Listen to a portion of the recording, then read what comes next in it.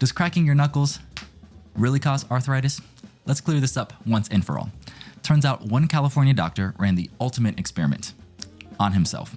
For decades, he cracked the knuckles on only one hand and left the other hand alone. After years of this, x-rays showed no difference in arthritis between his hands. Now, of course, we can't just rely on one person's experience, but a much larger study came to the same conclusion, that cracking your knuckles does not lead to arthritis. The pop is just coming from gas bubbles releasing in the joint fluid. Totally harmless. So, if you want someone to stop cracking their knuckles, you'll need a better reason than telling them that they're ruining their joints. Subscribe to learn more about your body and keep evolving.